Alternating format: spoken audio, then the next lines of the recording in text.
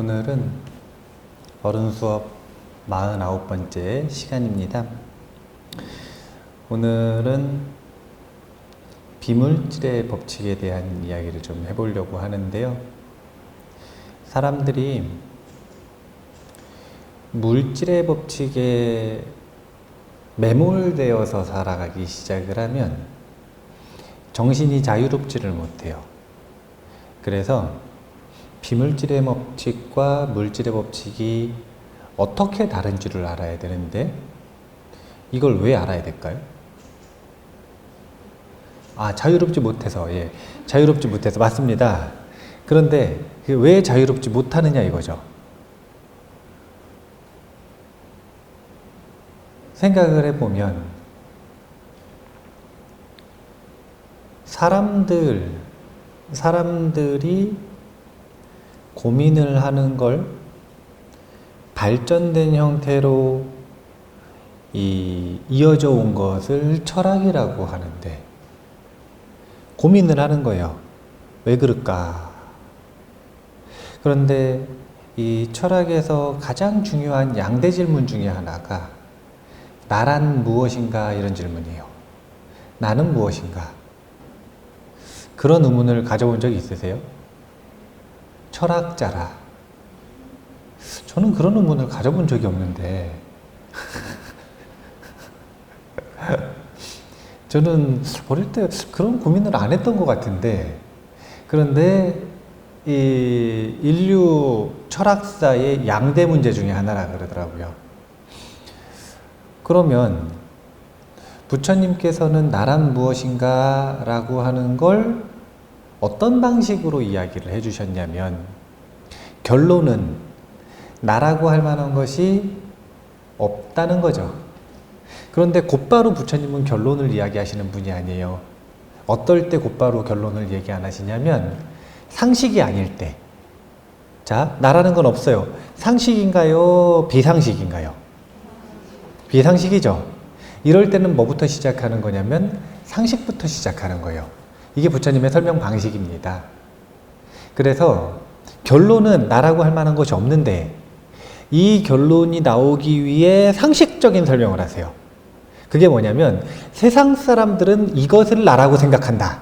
이렇게 먼저 설명을 하시는 거예요. 그래서 세상 사람들이 나라고 생각하는 것을 설명해내는 방식으로 존재하는 교리가, 법수가 오온입니다. 오온. 5가지 조건의 무더기라는 뜻이에요. 이 5가지 조건이 모여서 사람들은 이것을 나라고 한다.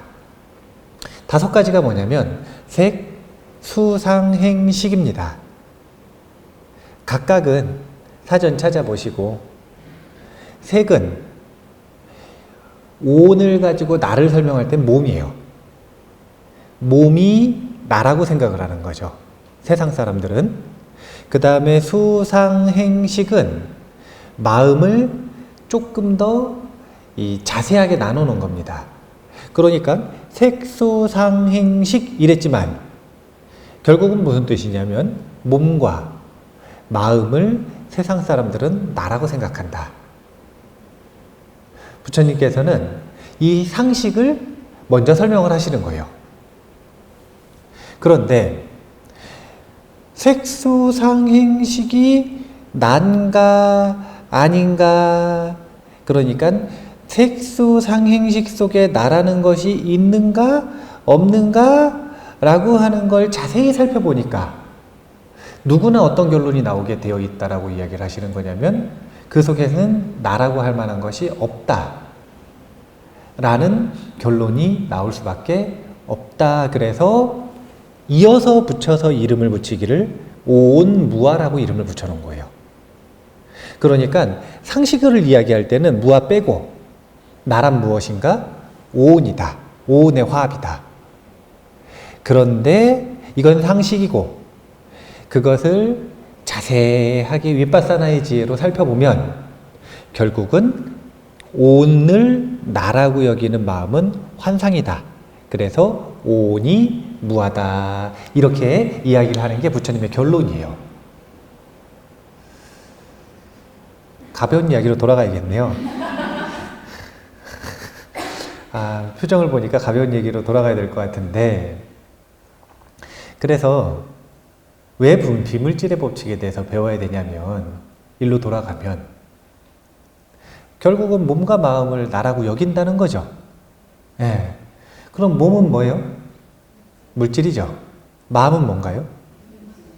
예. 그래서 비물질의 법칙을 배워야 되는 거예요. 마음은 비물질임에도 불구하고 마음에다가 물질의 법칙을 자꾸 적용을 하니까 사람들은 마음을 속박시키는 겁니다. 육체의 법칙을 가지고 마음을 그대로 쓰고 살아가려고 그러는 거예요. 그럼 어떻게 되는가? 마음은 굉장히 부자연스러워지고 이 물질이 자유로울 것 같으세요? 비물질이 자유로울 것 같으세요? 본래 자유로운 자신의 속성을 무시하고 아주 부자연스러운 상태로 만들어버리기 때문에 그래요. 그래서 비물질의 법칙으로 살아가야만 사실은 물질의 법칙으로 살아가는 것보다 훨씬 이 자유로운 삶을 살 수가 있습니다. 물질의 법칙이 이겨야 될까요? 비물질의 법칙이 이겨야 될까요? 둘이 싸우면? 뭐가 더 행복에 유리할 것 같으세요? 질문을 바꿔보면 이렇게 바뀌는 거예요. 자, 육신이 이겨야 돼? 마음이 이겨야 돼요? 그래야 자유롭겠죠? 예. 근데 지금 우리가 거꾸로라 살기가 어렵다. 그래서 물질의 법칙과 비물질의 법칙을 일단 구분하는 것부터 한번 배워보셔야 되는데, 이 단도직입적으로 완전히 반대인 면 하나만 먼저 얘기해 볼게요. 물질의 법칙 같은 경우에는 이 물을 하나밖에 없는데 다른 사람 줬어요. 그럼 나는 마실 수 있나요, 없나요? 없죠. 주면 없어지죠. 이게 물질의 법칙이에요. 그런데 비물질의 법칙은 주면 둘 다 누리는 게 비물질의 법칙입니다. 오히려 주면 증폭되는 게 비물질의 법칙이에요. 이 두 가지를 분명하게 구분해서 살 수 있으면 육신에는 물질, 그리고 정신에는 비물질의 법칙을 잘 적용해서 살 수 있을 거라고 생각을 하는데요. 제가 이제 예전에 입보살행론 가지고 강의를 할 때 분노에 대한 이야기를 하다가 마음의 입장에서 입보살행론 인욕품을 보면 마음의 입장에서 왜 화가 나는지를 분석을 하는 부분들이 있어요. 그런데 그 부분에서 가장 기본적인 전제가 뭐냐면요, 마음은 상처받지 않는다. 이게 가장 기본적인 전제예요. 그런데 저는 이 문장이 이제 기억에 남아요. 왜 남냐면 어떤 청년법우가 이 정신적으로 오랫동안 힘들었대요. 그런데 법문하는 걸 듣다가 마음은 상처받지 않는다라고 하는 문장을 듣고 그 순간 마음이 괜찮아졌대요. 그래서 기억에 남거든요. 마음은 상처받지 않는 이유가 뭘까요? 비물질이니까. 예. 그런데 이제 비물질이니까 이게 무슨 뜻이냐면, 근데 사람들은 마음은 상처받는다라는 말을 써야 안 써요? 쓰죠. 이게 바로 증거예요. 물질의 법칙을 마음에다가 가져다 쓰고 있다라는 증거. 사실은 비물질은 상처를 받을 수가 없습니다. 사실은 이제 물질이라고 하는 것의 특성을 보면 물질은 두 가지 특성을 가지고 있어야 물질이에요. 대표적인 특성이 두 가지인데 사실은 두 가지가 똑같은 거네요. 하나는 뭐냐면 공간을 점유하고 있어야 되고요. 다른 하나는 뭐냐면 질량이 있어야 돼요. 이래야 물질입니다. 공간을 점유하고 있고 질량이 있으면, 자, 여기에 물질이 있죠. 여기다가 물질을 하나 요 공간에다 두고 싶어요. 그러면 똑같은 공간에 물질이 이렇게 탁 들어갈 때 그 전에 있던 물질은 어떻게 될까요? 상처받겠죠. 이걸 보고 상처받는다 그러는 거예요. 봐보세요. 여기 이대로 그대로 두는 거예요. 이거 안 넘어지게 그대로 뒀다고 생각을 해보세요. 그럼 여기에 요만큼 공간에 얘보다 더 센 무엇인가를 여기다 두고 싶어요. 그러면은 딱 뒀을 때 여기가 어떻게 될까요? 부서지겠죠. 그럼 이 부서지는 건 뭐에 의해서 부서진 거예요, 지금? 외부 충격에 의해서 부서졌죠. 외부로부터 충격을 받아서 조건이 변화했죠. 이런 걸 보고 상처받는다고 표현하는 거예요. 이 상처는 물질만 받을 수 있습니다. 물질만. 비물질은 두 가지 특성이 없어요. 첫 번째는 공간을 점유하지 않습니다. 그 다음 두 번째는 질량이 없어요. 그럼 어떻게 되느냐? 부딪히질 않는 거예요. 자, 생각을 해보세요. 여기다가 마음을 뒀어요. 그런데 다른 법우님들이 여기다 마음을 둬보세요. 그럼 부딪히나요? 상처받지 않죠? 상처받는다? 이것의 숨겨진 의미는 외부로부터 고통이 생겼다라는 것이고 외부로부터 상처가 생겼다라는 것이고 그것은 마음에는 적용이 되지 않는다라고 하는 걸 일단 이해를 하셔야 돼요. 이거 이해되시죠?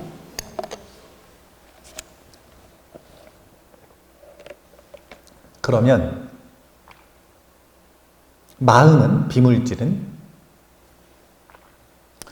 외부로부터 물질과 같이 이렇게 똑같은 공간에서 영향을 주고받든 아니면 공간 얘기를 비물질 자체는 할 수가 없으니까 비물질은 공간에 대한 얘기를 할 수가 없잖아요. 그러니까 대표적인 질문이 또 이런 질문이 있죠. 마음은 어디 있는가? 이런 질문 들어보셨어요? 안 들어보셨어요? 예전에는 어디 있다고 생각했죠? 심장에 있다고 생각을 했죠. 네. 그래서 마음 심자, 심장 모양 가지고 그렸잖아요. 요즘엔 어디 있다고 생각을 하죠? 두뇌에 있다고 생각을 해죠. 그래서 유물론자들은 두뇌가 사라지면 마음도 끝난다 이렇게 생각을 하잖아요. 마음은 정보일 뿐이다. 마음은 정보일 뿐이다. 그런데 마음은 어디 있는가라는 질문 자체가 오류라는 걸 먼저 아셔야 돼요. 왜냐하면 어디 있는가 이건 좌표를 물어보는 거잖아요. 어느 공간에 있는가 좌표를 묻고 있는 거죠. 그런데 비물질은 좌표가 없다는 겁니다. 좌표를 지정할 수 없다는 거예요. 왜 그럴까요? 어느 좌표에도 머무르지 않을까요? 비물질은? 단 한순간 어느 좌표에도 없을까요? 그러니까 어디에도 없는 거예요? 비물질은 어디에도 없는 건가요? 그건 아니에요.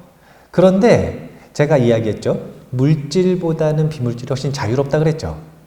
그래서 비물질은 끊임없이 좌표가 변하기 때문에 어느 특정한 공간을 머무른다라고 지정을 할 수가 없는 거예요. 그리고 또 자유롭다라는 뜻은 물질은 여기 있으면 여기 있을 수 있어요, 없어요? 동시에 없죠. 사실은 이게 왜 없는지 이해가 안 되는 거예요. 원래는 여기 있으면서 여기 있을 수 있어야 되는데 생각을 해보요. 실험을 해볼까요? 자, 왼손에다가 자신의 마음을 둬보세요. 왼손. 두셨어요? 네. 그 다음에다가 눈에다가 동시에 마음을 둬보세요. 눈으로 가니까 왼손이 마음 뒀던 게 사라지나요? 아니면 왼손도 동시에 느껴져요? 동시에 느껴지죠? 네. 하나 더 해볼까요? 왼손도 느끼고 보기도 하고 듣는 것도 한번 해보세요. 귀에다가. 세 군데 다 마음이 있을 수 있나요? 없나요? 이게 마음의 특징. 비물질의 특징이에요. 자유로움. 끊임없이 변하기 때문에 공간을 특정할 수가 없고 그리고 사실은 동시에 존재할 수 있기 때문에 공간을 특정할 수 없습니다. 사람들이 학자들이 이런 걸 막 따지기를 좋아하니까 막 논리적으로 막 따지잖아요. 그러니까 물질의 법칙을 끝까지 갖다 붙여서 뭐라고 표현을 하는 거냐면 여기에 있는 마음과 여기에 있는 마음이 동시에 존재할 수 없다 이거예요. 그래서 어떻게 존재한다고 생각을 하냐면 시간을 나노 단위로 쪼개서 결국은 여기 있는 게 깜빡하고 여기 있는 걸로 갔다가 다시 또 여기로 깜빡 갔다가 왔다 갔다 하는 거 아니냐? 이런 식으로 생각을 하는데 이렇게 이 형 이상학적인 생각을 하면서까지 물질의 법칙을 갖다 붙일 필요가 없어요. 동시성이라고 하는 건 이제 이 상식이 되어가고 있는, 그러니까 예전에는 완벽히 물질의 법칙에 갇혀서 살아가는 시대였다면 이제는 인간의 학문이라고 하는 영역이 비물질의 법칙으로 발전해 나가고 이것이 상식이 되어가고 있는 시대가 되어가는 거예요. 예전에는 이걸 종교만 이야기했다면, 철학에서만 이야기를 했다면 이제는 우리가 상식이라고 생각하는 뭐 과학, 수학, 그리고 기타 학문들에서 비물질의 법칙을 너무 당연하게 생각하는 그런 시대가 다가오고 있으니까, 사실은 이미 다가왔으니까 우리가 뒤떨어지면 안 돼요. 어디 얘기하다가 갔냐면은 마음은 서로 부딪히면 어떻게 되느냐 이거예요. 자, 마음과 마음이 부딪혔어요. 이게 무슨 뜻이냐면은 한 법우님은 내일 산에를 가자 그랬어요. 이제 저 천왕봉을 가자 그랬어요. 근데 같이 가야 되는 법우님이 자기는 요가를 하겠대요. 그러면 둘이 의견 충돌이 생겼어요, 안 생겼어요? 마음이 서로 부딪혔죠. 그러면 비물질의 법칙을 아는 사람은 마음이 상했어도 내가 저 사람 때문에 마음이 상처받았다, 이런 판단을 내릴까요, 안 내릴까요? 근데 마음의 법칙을 모르는 사람은, 비물질의 법칙을 모르는 사람은 저 사람이 자기 뜻을 따라주지 않아서 라는 건 보이지 않는 영역에 있고 내가 저 사람 때문에 상처받았다, 이런 생각을 할 수도 있을까요, 없을까요? 있겠죠? 이 상처라고 하는 게 무엇인지를 분석을 해봐야 된다는 거예요. 왜 이걸 상처라고 부르느냐? 이게 중요한 거예요. 그 속에 우리가 마음이 상하고 마음이 고통을 겪고 마음이 흔들리는 원리가 숨어 있어요. 흔들리지 않아야 될 것에 흔들리는 원리가 숨어져 있어요. 보면 마음과 마음이 부딪히면 어떤 일이 벌어지냐면 비물질과 비물질은 파괴되지 않고 중첩된다고 표현을 합니다. 이 학교에서 물리 시간에 배우셨죠? 이게 물리를 하면은 초반에 뉴턴의 법칙 해가지고 제1법칙, 제2법칙, 제3법칙 해서 막 이렇게 삼각형 그려서 높이하고 뭐 속도 뭐 이런 거 막 배우잖아요. 그런 거 쫙 배우고 뒷부분 교과서에 가면은 파동의 법칙이 나옵니다. 파동. 고등학교 때 그거 이해 잘 하셨어요? 전 파동의 법칙 이해가 안 되더라고요, 고등학교 때는. 왜냐면은 수학을 잘하니까 앞에 뉴턴의 법칙은 수학 공식만 잘 적용을 하면 쉽게 풀리는데 요 파동에 대한 것들은 수학의 문제가 아닌 거예요. 이거는 이해 자체가 잘 안 되는 거예요. 그냥 잘 받아들여지지가 않는 거예요. 그런데 거기서 우리가 다 배웠거든요, 사실은 이미. 이 비물질은 진동이기 때문에, 진동이기 때문에 여기다가 돌을 하나 던져요. 그리고 여기다가 돌을 하나 던져요. 그러면 비물질의 에너지 파동이 생겼잖아요. 그럼 두 가지가 같이 가다가 만나죠? 이렇게 가다 만나죠? 그럼 만났을 때 그 중간에 만난 지점이 이제 어떻게 되느냐? 요 두 가지가 플러스 마이너스 합쳐진 결과로 올라가든 내려가든 하겠죠. 올라가든 내려가든 하겠죠. 자, 여기에는 두 가지 현상이 공존합니다. 지금 물질의 법칙과 비물질의 법칙이 공존하고 있어요. 뭐는 물질의 법칙이냐면 이 지금 물 이렇게 해가지고 형상화돼서 물이 움직이는 모양은 물질이에요, 비물질이에요? 물질이죠. 그러니까 물결이 파괴되는 것처럼 보여요, 안 보여요? 보이죠?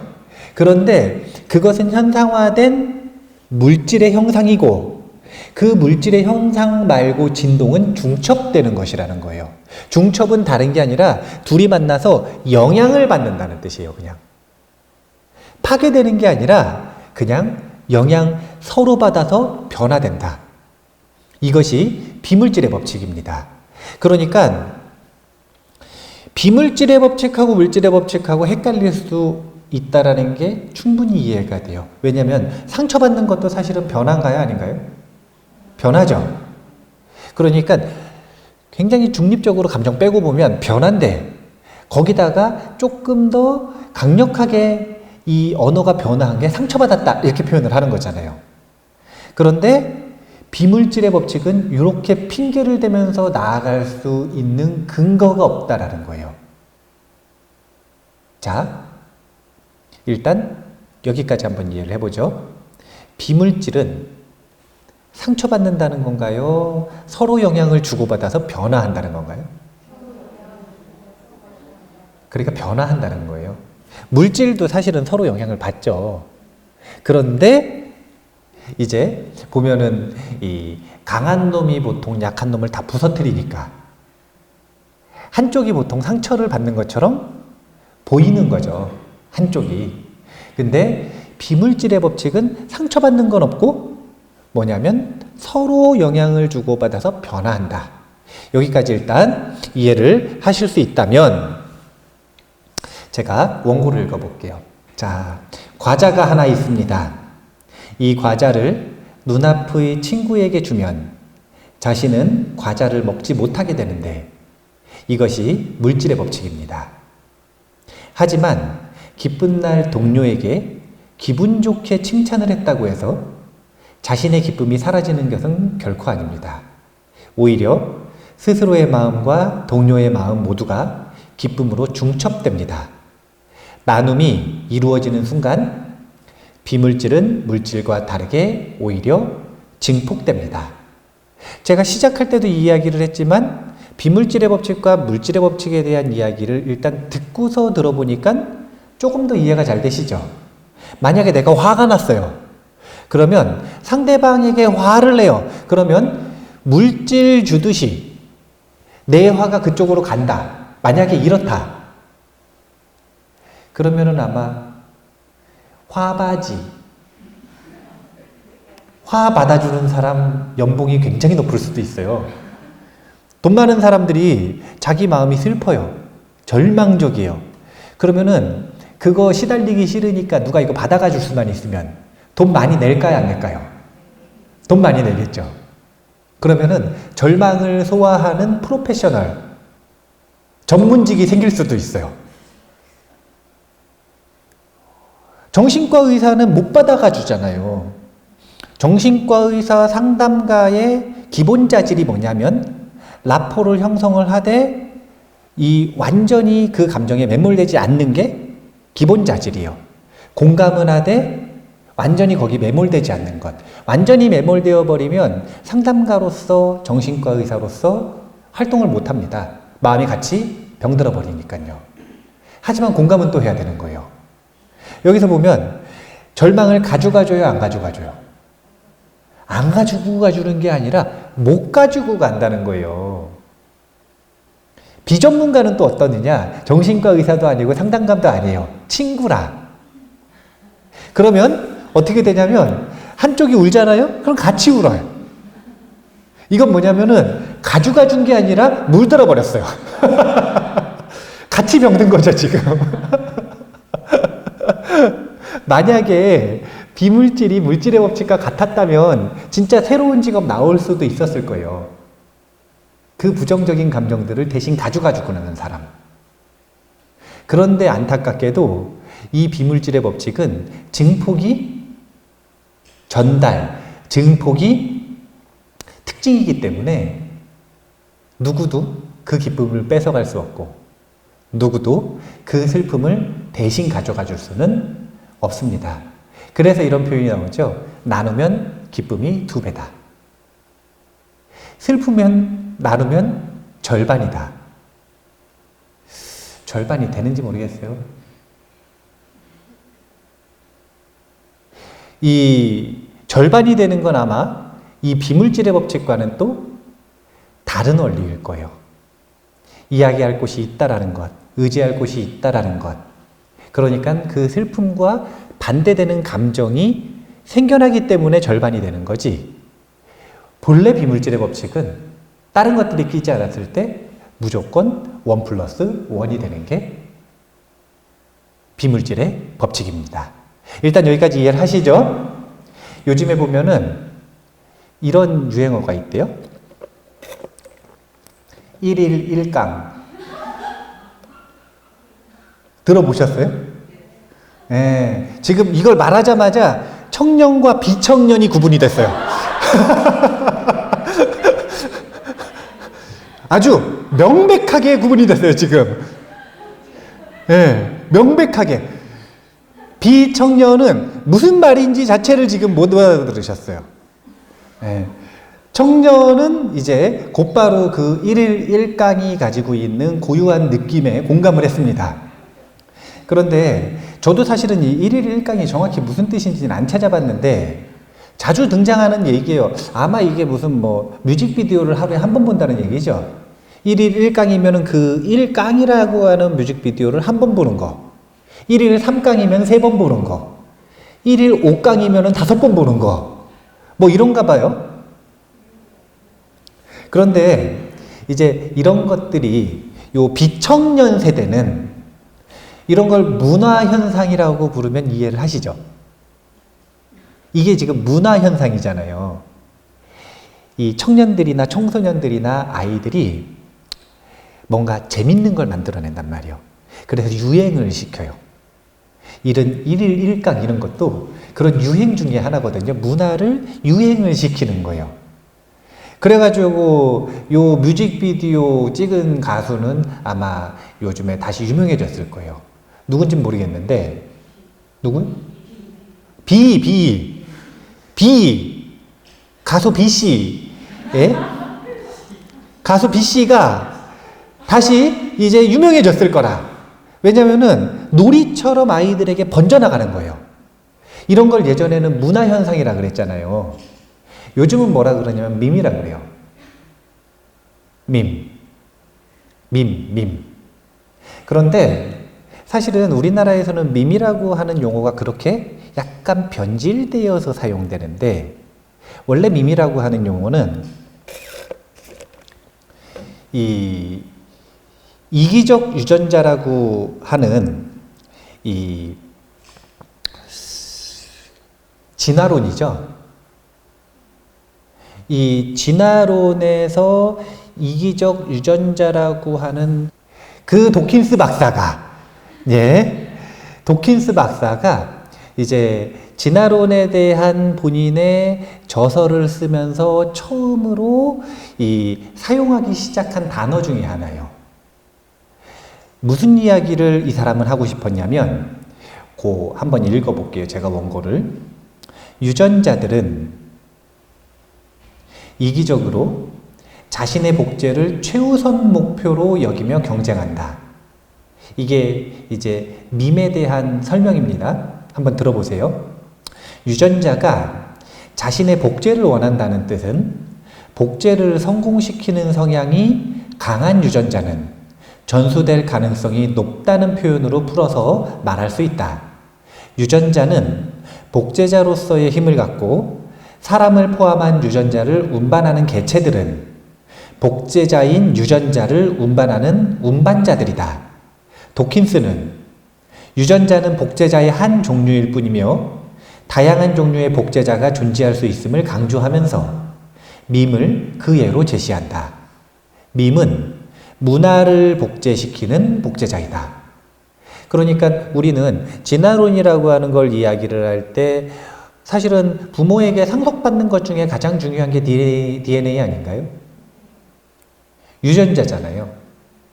그것이 상속된다, 복제된다, 전파된다 라고 하는 건 상식으로 받아들이는데 이 진화론을 이야기한 도킨스 박사는 이런 복제자가 유전자뿐만이 아니라 수없이 많은 복제자가 있을 것이다 라고 생각을 했다라는 거예요.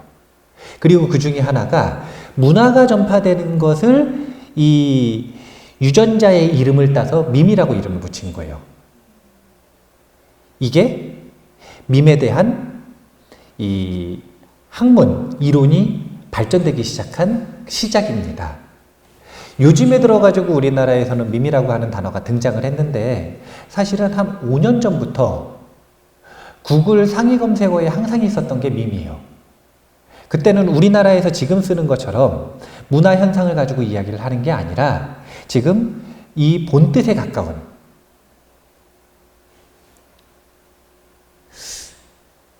제가 이 이야기를 왜 할 것 같으세요? 1일 1강을 하려고?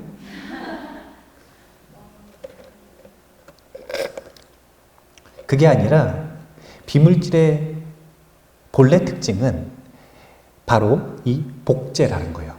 복제자. 물질은 아까도 이야기했지만 이거를 준다 그래서 복제돼서 하나가 더 생기는 게 아니잖아요.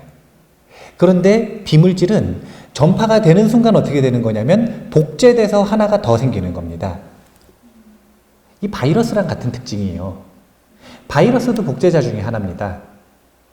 바이러스라고 하는 게 숙주를 기반으로 해서 여기 있다가 이쪽으로 옮겨가는 게 아니라 복제해서 가잖아요. 이 비물질의 법칙을 잘 이해를 하셔야 돼요.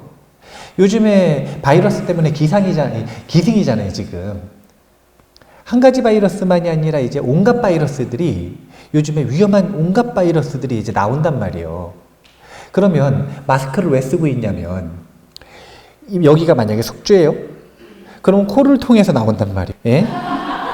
이제 코를 통해서 이렇게 나오는데 코로 나온 게 요 다른 사람 코로 이렇게 들어가죠. 여기는 그대로 있으면서 컨트롤 C, 컨트롤 V라 잘라내기가 아니라 복사예요. 여기 있는 걸 그대로 저쪽에다가 옮기는 거예요. 가지고 가면 그건 물질의 법칙이라니까요. 근데 비물질의 법칙은 컨트롤 V, 복사예요, 복사. 그리고 이 복사의 능력은 한이 없다라는 게 문제인 거예요. 제가 이 분노에 대한 이야기를 할 때 인류 역사상 인류가 가장 오랫동안 복종해온 대상 중에 하나가 무엇이라고 이야기를 했냐면 분노라고 이야기를 했습니다. 분노는 바이러스거든요. 분노도 일종의 복제자예요. 왜냐하면 제가 화가 났어요. 누구 때문에 화가 났냐면 저 손가락 아무도 안 가리켜요. 저 법원님 때문에 화가 났어요. 저 법원님 때문에 화가 났어요. 그러면 저 법원님은 내가 저 법원님 때문에 화가 난 걸 알까요, 모를까요? 모를 수 있죠. 모를 수 있잖아요. 자기는 꿈에도 모를 수 있잖아요. 근데 제가 화를 내버렸어요. 그 사람한테.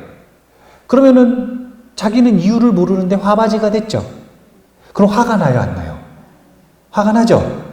이런 식으로 분노는 계속 복제해서 다른 사람에게 옮겨 다니는 특징이 있습니다. 그러니까 여기서 화냈다고 사라지는 건 아니에요. 분노의 씨앗과 잠재력과 세력은 그대로 남아있어요. 그러면서 다른 사람에게도 이 바이러스를 옮기듯이 옮기는 거죠. 이게 비물질의 법칙이에요. 이게. 여기까지 이야기를 하니까 조금 이제 이해가 되세요? 예. 우리가 이 밈이라고 하는 단어를 연결시켜가지고 이해를 하시란 말이에요.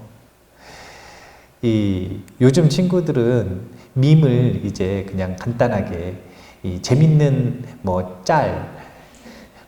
재밌는 이 유행, 문화에 이 유행하는 것들을 밈이라고 그냥 부르는 경향이 있는데 그런 단어들을 이제 듣게 되면 기억을 하시라는 거예요. 뭘 기억을 하시냐면 밈이라고 하는 건 복제자라고 하는 걸 문화의 복제자라고 하는 것.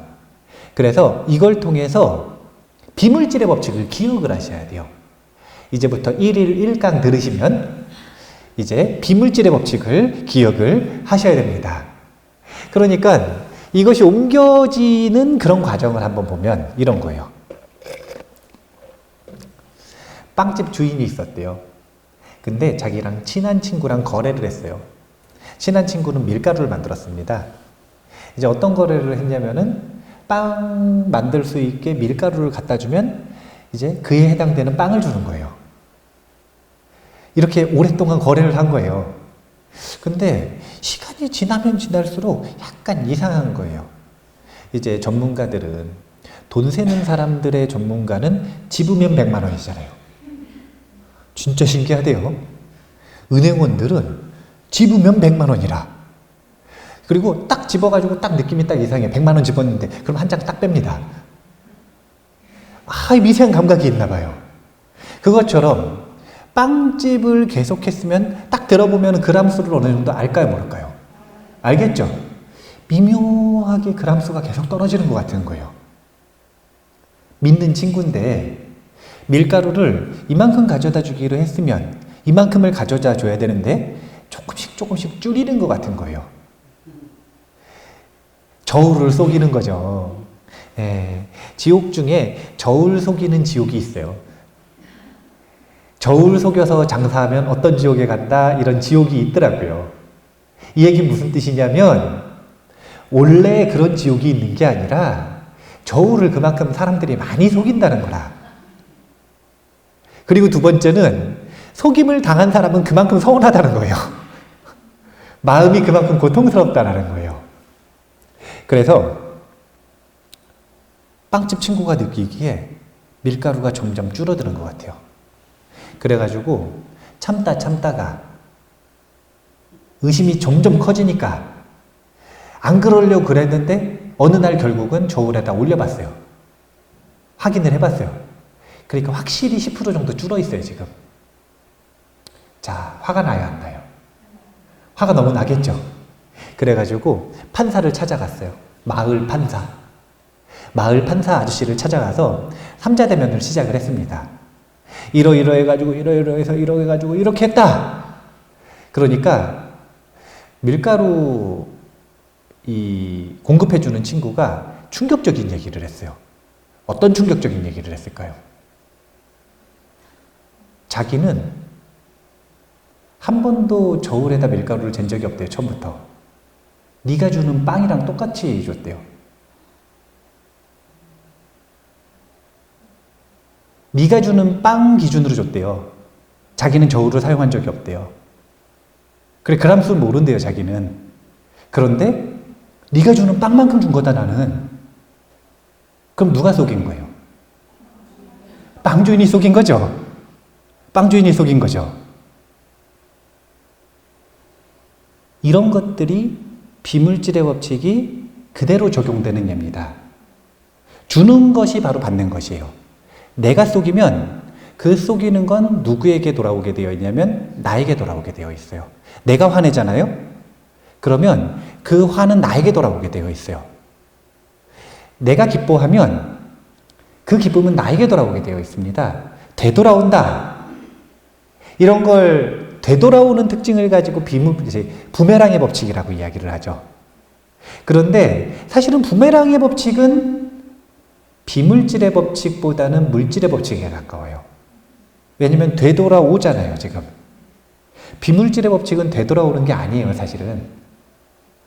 앞에 한마디 붙여야 돼요. 즉시 되돌아온다.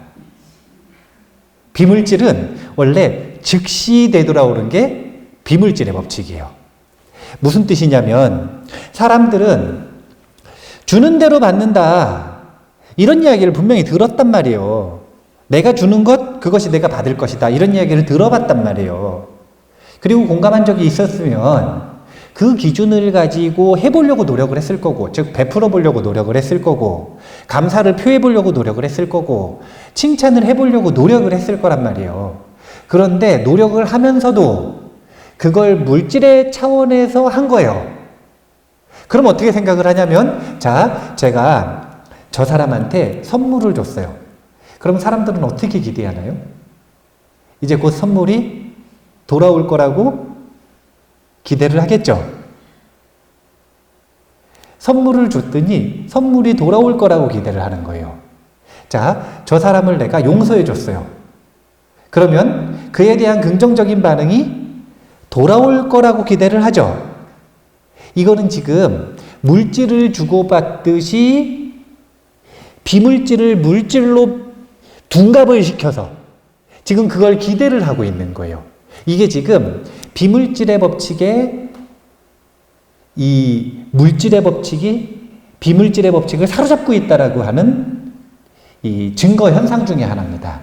비물질의 법칙은요, 되돌아오기를 기다릴 필요가 없어요. 왜 그러냐면 즉시 되돌아오니까. 이건 무슨 뜻이냐면요. 자, 내가 어떤 사람을 만났어요. 근데 그 사람이 나에게 기쁨을 받아갔어요. 기쁨을 받아갔어요. 한번 생각을 해보세요. 비정상적인 사람이면 내가 괴로워하는 모습을 보고 기뻐하고 갔을 수 있겠죠. 비정상적인 사람이면 친구가 아주 괴로워하는 모습을 보고 씩 웃으면서 갈 수 있잖아요. 이 정상이에요, 비정상이에요? 비정상이죠. 근데 정상적인 사람은 친구가 기뻐하니까 같이 기뻐하고 가는 거잖아요. 그래요, 안 그래요? 네, 그런 친구를 구해야 돼요. 네, 내가 슬퍼하거나 절망에 빠져 있는데 씩 웃고 가는 건 친구가 아니에요. 네, 이 주변에 있는 적이라. 그런데 그 사람이 나로부터 기쁨을 받아갔다라는 건 여기 있는 기쁨이 글로 이렇게 옮겨간 게 아니라, 그래서 그 사람이 되돌려줘야 되는 게 아니라, 기쁨이라고 하는 진동이 있는데 이 진동이 세상에 퍼지는 거예요. 그래서 상대방의 마음과 중첩되겠죠. 상대방의 마음이 굉장히 기분이 나쁘면 이 기쁨의 에너지를 가지고도 이 극적인 변화가 일어날 수 있을까요, 없을까요? 없을 수 있죠. 부정적인 에너지가 너무 강하면. 그런데 너무 기분이 나쁜 날은 아닌 거예요. 그냥 쏘쏘 평균적인 날이에요. 그런데 친구가 너무 기뻐해요. 그럼 같이 웃어요, 안 웃어요? 같이 웃죠? 이게 지금 중첩이라. 중첩돼서 변화했어요. 그런데 생각을 해보세요. 진원지, 이 진동의 진원지가 여기에요. 친구는 여기 있어요. 그러면 여기 있는 친구가 영향을 받기 전에 누가 가장 먼저 영향을 받을까요? 여기에 제일 가깝잖아요. 그래서 여기가 가장 먼저 이 진동을 받는 거예요. 이 진동의 이름이 기쁨이면 자기가 가장 먼저 기쁨을 받는 겁니다. 남에게 주는 게 문제가 아니라 자기가 가장 먼저 받는 거예요. 그 다음에 상대방이 받는 거예요. 생각을 한번 해보세요. 자기가 화가 안 났는데 상대방에게 화를 내는 적 있나요? 그런 적 있어요? 저는 그렇게 해본 적이 있거든요. 어릴 때 굉장히 제가 순하게 생겼었대요. 그러니까 친구들이 우습게 보는 거라. 친구들이 우습게 보는 거예요. 그래서 친구들이 와가지고 저한테 주기적으로 이렇게 물어요. 너는 화 안 나냐고. 왜 웃냐고 자꾸. 그러니까 속으로 드는 생각이 화난다는 게 어떤 감정이지? 그런 생각이 드는 거예요. 웬만해서는 화가 안 나니까. 그래가지고 화나는 게 어떤 거지 하다가 친구들이 자꾸 몇 번 얘기를 하니까 뭐라고 얘기를 하냐면 그렇게 화를 안 내면 이런 상황에서 화를 안 내면 약간 바보같이 보인다. 우습게 보인다. 이런 얘기를 자꾸 들으니까 이제 그런 밈이 복제됐어요, 안 됐어요? 되는 순간 뭐를 연습하기 시작을 하냐면 이런 상황에서는 화를 내야 되는구나 라는 걸 인식을 하고 화를 내는 척을 시작을 하는 거예요. 그래가지고 화를 내는 척을 몇 번을 했어요. 화는 안 나는데 친구들이 알려줬단 말이에요. 이 상황에서는 화를 내야 된다. 지금 이 상황에서는 화를 내야 된다. 지금 이 상황에서는 화를 내야 된다. 그래가지고 화를 내는 척을 한 3번 정도 했더니 정말 신기한 일이 벌어졌어요. 어떤 일이 벌어졌냐면 화가 나더라고요. 그전에는 화를 낸다라는 게 어떤 느낌인지 잘 몰랐는데 화를 내는 척을 해야 된다. 화를 내야 된다라는 밈 여기에 복제가 돼버리고 물들어 버리고 그리고 나서 화를 내는 척을 몇 번을 했더니 화가 나더라고요. 그래서 그때부터 제가 친구들을 한 1년 정도 때렸어요. 화를 내는 척에 지배당해버린 거죠. 그 이후에는 안 때렸어요. 그 이후에는 안 때렸는데 아마 그때 학폭에 있었으면 엄청 열렸을 거예요, 저는. 그런데 이게 그렇게 화를 내는 척, 화가 난 것도 아니라 화를 내는 척 그랬을 때 가장 크게, 가장 빠르게 영향을 받는 건 누구냐면 나 자신이라는 거예요. 우리가 이 물이 너무 소중한 거예요. 그러면 이 물을 친구한테 쉽게 줄 수 있을까요? 없을까요? 왜 없어요? 소중하니까가 아니라 주면 뺏기는 것처럼 느끼거든요. 그래서 사람들의 마음이 왜 인색할 수밖에 없냐면 물질의 법칙만 알고 살아가면 어떤 일이 벌어지냐면 이걸 주는 것이 뺏기는 것처럼 느껴지는 거예요. 자기가 정말 기뻐서 아깝지 않게 그냥 주면 그것은 준 거, 베푼 건데 그게 아니라 뭐 체면에 의해서라든지 상황에 의해서라든지 어떤 이유에서든 어쩔 수 없이 줘야 되는 경우들도 있죠. 그러니까 이 두 가지가 섞여 있을 수도 있죠. 진짜 주고 싶어서 주는 마음과 어쩔 수 없이 주는 마음이 섞여 있는 경우도 있겠죠. 그러니까 어쩔 수 없이 주는 마음이 조금이라도 섞여 있으면 나중에 이 마음 속에서 기뻐서 준 마음이 사라지면 어떻게 느껴지는 거냐면 뺏긴 것처럼 느껴지는 거예요. 본전 생각난다 이렇게 얘기하잖아요. 열심히 잘해줘 놓고 친구한테든 가족한테든 잘해줘 놓고 나중에 되돌아오지 않으면 뭐라고 생각을 하냐면 본전 생각난다고 표현을 하잖아요. 그런 것들이 지금 물질의 법칙에 완전히 매몰되어 있기 때문에 그렇게 느끼는 거예요. 우리가 정말 흥미로운 건 물질이라고 하는 것에 대해서 마음이 인색해요. 그럼 비물질에 대해서도 똑같이 인색할까요? 비물질은 잘 베풀까요? 똑같이 인색해요. 이게 아주 딱 마음을 나눠서 물질에 대해서는 인색해도 비물질에 대해서는 인색하지 말아야지. 이게 되면 참 좋은데 그게 아니라 하나가 인색하면 다른 것도 인색한 거예요. 왜냐하면 인색함이라고 하는 것의 본질이 뭐냐면 마음이 좁아진 걸 얘기하는 것이기 때문에 마음이 좁아진 상태에서 마음이 닫힌 상태에서는 물질이든 비물질이든 나눌 수 없는 겁니다. 왜 우리가 보시 중에 재보시, 무해보시, 법보시가 있잖아요. 무해보시는 돈이 들어요, 안 들어요? 자, 제일 쉬운 무해보시가 이런 거예요. 만나면 웃는다. 자, 이거 돈 들어요, 안 들어요? 힘 많이 들어요, 안 들어요? 예. 근데 그걸 왜 못해요? 그걸 못하는 사람들이 있잖아요.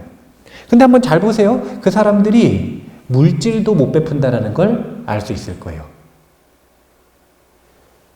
물질을 못 베풀어서 인색한 사람들은 웃는 얼굴 한 번을 못 베푼다는 거예요. 사실은 정말 쉬운 일인데 남들을 막 칭찬하고 이런 것들은 칭찬이 익숙하지 않은 사람한테는 어려울 수 있겠죠. 어려울 수 있겠죠. 근데 웃는 거는 사실은 누구나 할 수 있는 일 아니에요. 그런데 그 비물질을 베푸는 것조차 이건 무슨 뜻이냐면 자, 제가 상대방을 만나서 웃었어요. 그러면은 그 사람이 이제 웃었습니다. 그럼 제 웃음을 뺏기나요? 이거는 물질의 법칙이죠. 그러니까 웃는 게 너무 아까우니까 상대방한테 뺏기는 게 너무 아까우니까 못 베풀겠다.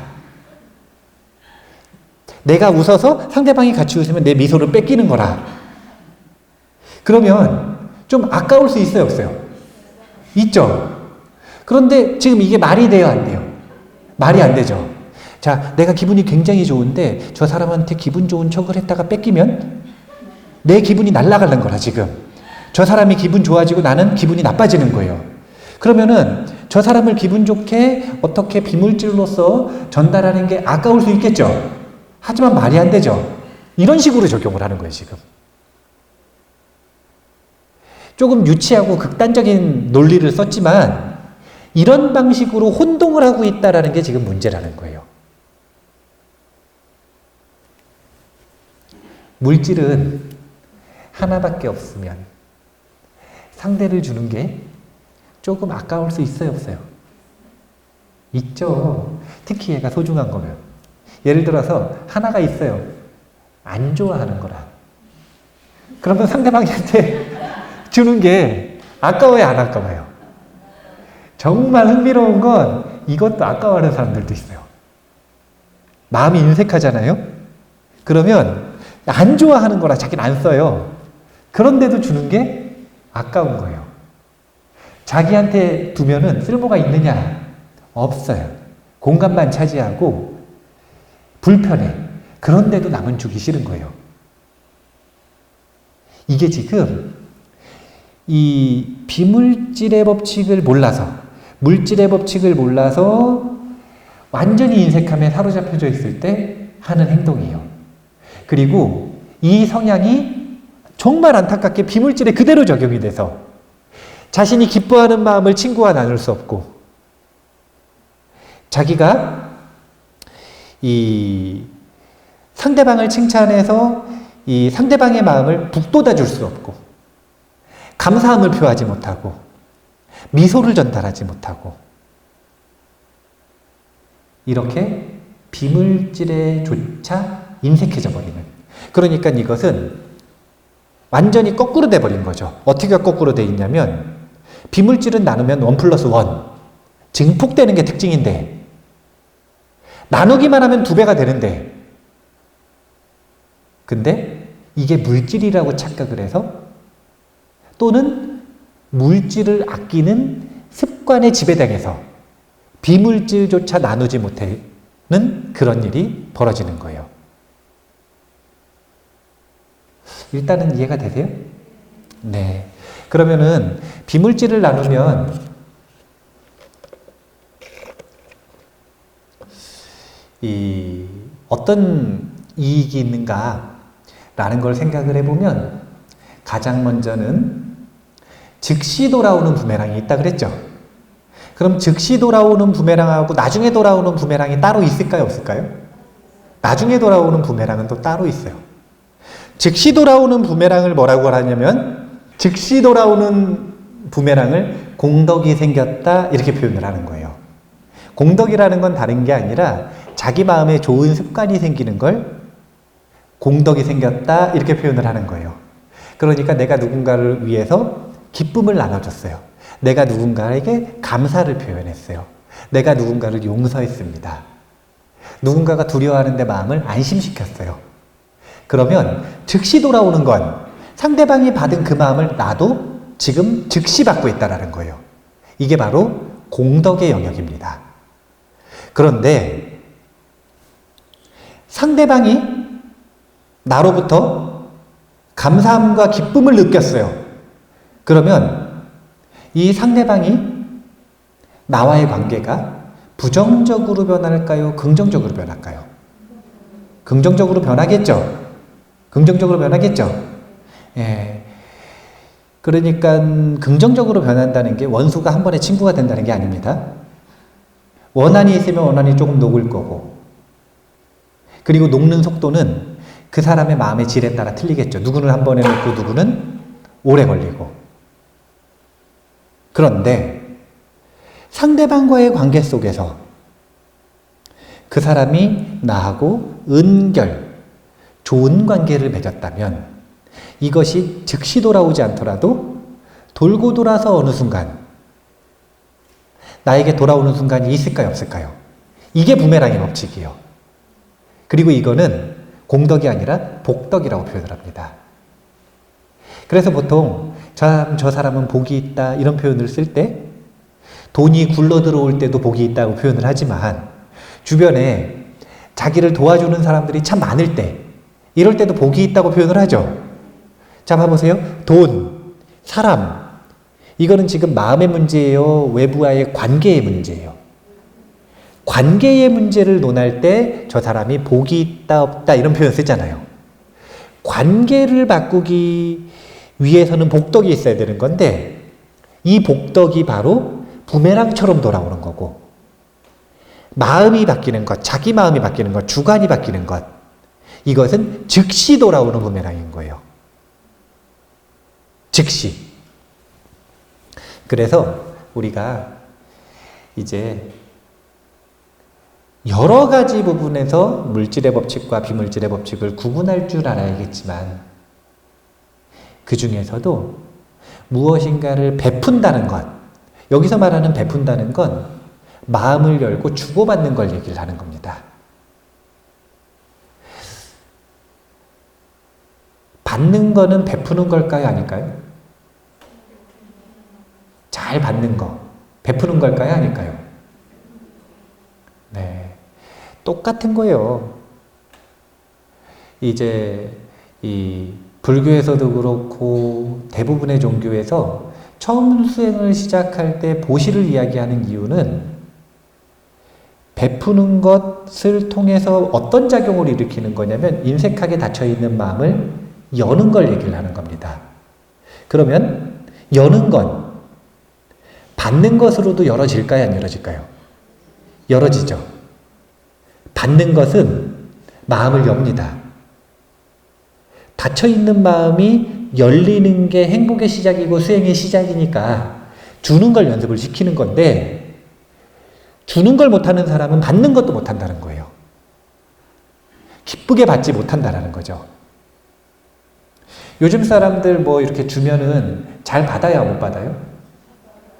안 받으려고 그러잖아요, 사실은. 그게 뭐냐면 인색한 거예요. 그래서 잘 받아주는 거, 이것도 보시바람이래요. 그렇기 때문에 우리가 주고받는 거 있죠? 그러니까 이런 거예요. 자, 저 사람이 나한테 물을 줬어요. 그럼 이거 왜 못 받아요? 첫 번째, 갚아야 될까봐. 두 번째, 어떤 사람은 이렇게 생각합니다. 민폐 끼치는 거 아닌가. 이거 무슨 뜻이냐면 물질은 내가 받아버리면 그 사람 있어요, 없어요? 물질의 법칙에 지배당하고 있는 거예요. 그래서 못 받는 거예요. 과한 친절을 주거나, 과한 친절은 사실은 이제 사기당할까봐 이제 못 받는 건데.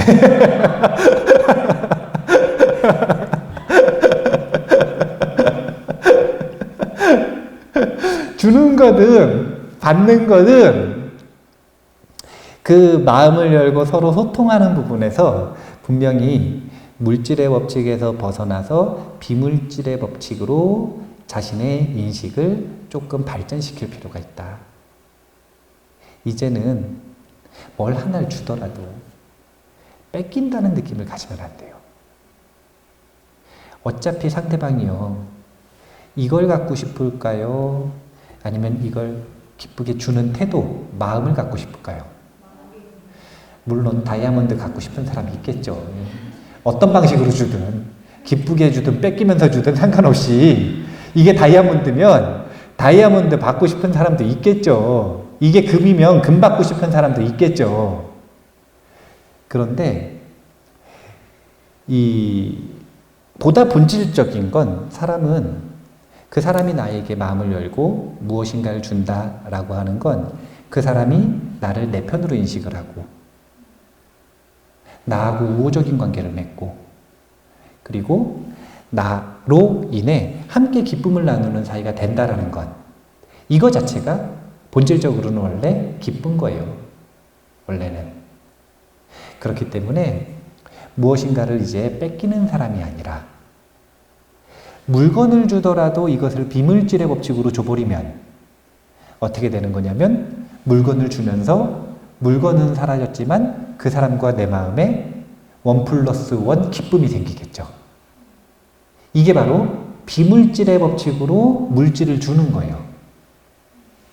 이렇게 주는 걸 무주상에 가까워진다, 이렇게 표현을 하는 겁니다. 무주상에 가까워진다. 이제 우리가 무엇인가를 끊임없이 세상과 주고받으면서 살아야 돼요. 사람과도, 상황과도. 그리고 나 스스로와도 끊임없이 무엇인가를 주고받으면서 살아야 됩니다. 안 그럴 수가 없어요. 안 그러고는 못 살아요. 그렇기 때문에 이걸 잘하는 것부터가 행복을 만드는 시작인 거예요. 이 속에서 이제 더 이상 이 자유롭지 못한 물질의 법칙에 매달리는 그런 이 행동을 반복하기보다는 조금 더 자유로운 법칙, 초점을 잘 맞추셔서 조금 더 자유로운 법칙으로 과감하게 아낌없이 그리고 기쁘게 무엇인가를 나누면서 살아가는, 기쁘게 아낌없이 과감하게라 그랬더니 가지고 있는 거 다 주라는 얘기인가요? 그런 얘기 하는 거 아니에요. 그런 얘기 하는 거 아닙니다. 가지고 있는 거 다 주라는 얘기 아니에요. 예.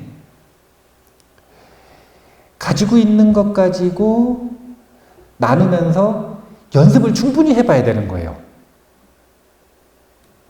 이것이 물질을 뺏기는 것이 아니라 마음을 나누는 행위가 될 수 있도록 연습을 해야 되는 거예요.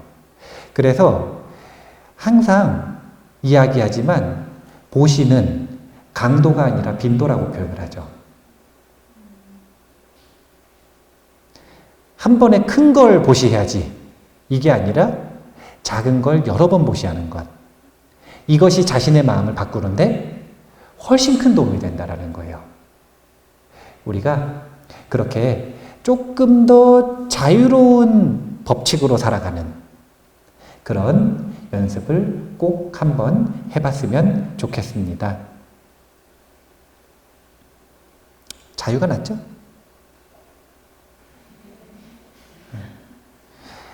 준다고 목소리를 안 뺏겨요.